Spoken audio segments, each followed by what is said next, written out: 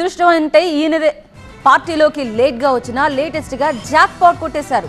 ఏకంగా cabinet rank ఉన్న PAC chairman పదవికి జనసేన అధినేత ఆయన్ని ఎంపిక చేశారు. పీఏసీ చైర్మన్ గా పులవర్తి రామాంజనేయులు ఎన్నిక లాంఛనం కావడంతో ఆయన్నే ఈ పదవికి పవన్ కళ్యాణ్ ఎందుకు ఎంపిక చేశారని ఏపీ రాజకీయాల్లో చర్చ జరుగుతోంది.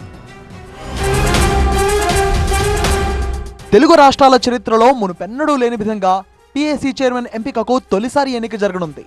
ఈ పదవి వాస్తవంగా ప్రతిపక్షానికి ఇవ్వటం ఆనవాయితీ. అయితే సార్వత్రిక ఎన్నికల్లో ప్రతిపక్ష హోదా వైసీపీకి దక్కలేదు. సభలో కనీసం 18 మంది ఉంటేనే ప్రతిపక్ష హోదా దక్కుతోంది. వైసీపీ నుంచి అసెంబ్లీ కోటాలో మాజీ మంత్రి పెద్దిరెడ్డి, మండలి నుంచి ఎమ్మెల్సీలు రామసుబ్బారెడ్డి, అరుణ్ కుమార్ నామినేషన్లు వేశారు. స్పీకర్, డిప్యూటీ స్పీకర్ పదవులు టీడీపీ తీసుకోవడంతో పీఏసీ చైర్మన్ పదవి జనసేనకు ఇవ్వాలని డిసైడ్ అయ్యారు. ఈ పదవికి జనసేన నుంచి పవన్ సూచించిన వారికి పదవి ఇచ్చేలా చంద్రబాబు సమాచారం ఇచ్చారు. తొలుత మాజీ మంత్రి కొనతాల పేరు తెర మీదకు వచ్చింది. అయితే స్పీకర్ అదే జిల్లా వారు కావడంతో పశ్చిమ గోదావరి జిల్లా భీమవరం ఎమ్మెల్యే పులపర్తి రామాంజనేయుల పేరును పవన్ సూచించారు. దీంతో పీఏసీ చైర్మన్ గా రామాంజనేయులు ఎంపిక లాంఛనంగా మారింది. గతంలో టీడీపీ నుంచి ఎమ్మెల్యేగా పనిచేస్తున్న రామాంజనేయులు 2024 ఎన్నికల్లో జనసేన నుంచి గెలుపొందారు. ఆయన 3 సార్లు ఎమ్మెల్యేగా ఎన్నికయ్యారు. 2019 ఎన్నికల్లో భీమవరం నుంచి పవన్ కళ్యాణ్ పై టీడీపీ నుంచి పోటీ చేసి పులపర్తి ఓడిపోయారు. ఎన్నికలకు ముందు పులపర్తి రామాంజనేయులు టీడీపీ నుంచి జనసేనలోకి చేరారు. ఇప్పటికే జనసేన నుంచి డిప్యూటీ సీఎంగా పవన్, మంత్రులుగా నాదెండ్ల మనోహర్, కందుల దుర్గేష్ ఉన్నారు. ప్రభుత్వ విప్లుగా బొలిశెట్టి శ్రీనివాస్, అరవ శ్రీధర్ ఉన్నారు. జనసేనకు ఎమ్మెల్యేల గెలుపులో 100% స్ట్రైక్ రేట్ రావడానికి ప్రధాన కారణం ఉభయ గోదావరి జిల్లాలు.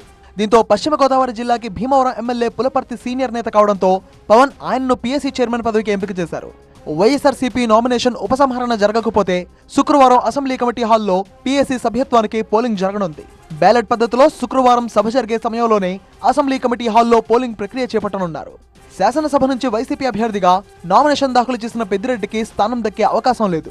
శాసన మండలిలో వైసీపీకి బలం ఉండడంతో అక్కడి నుంచి ఇద్దరికి పీఏసీ కూటమిలో స్థానం దక్కే ఛాన్స్ ఉంది.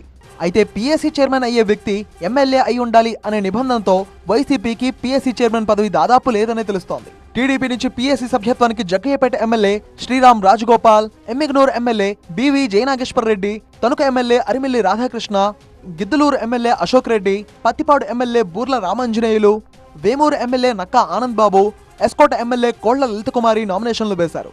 జనసేన తరఫున పులపర్తి ఆంజనేయులు నామినేషన్ దాఖలు చేశారు. బీజేపీ తరఫున పీఏసీ సభ్యత్వానికి విష్ణుకుమార్ రాజు నామినేషన్ వేశారు. తెలుగు రాష్ట్రాల అసెంబ్లీ చరిత్రలో ఇప్పటి వరకు పీఏసీ కూటమిలకు ఎన్నికల ప్రక్రియ ఏకగ్రీవంగానే జరిగింది. 11 మంది సభ్యులే ఉన్న వైఎస్ఆర్సీపీ నామినేషన్ దాఖలు చేయడంతో తొలిసారి పోటీ అనివార్యమవుతోంది. ఓటింగ్ లో పాల్గొనేందుకైనా ఆ 11 మంది వైసీపీ ఎమ్మెల్యేలు సభకు వస్తారా రారా అనే చర్చ జరుగుతోంది.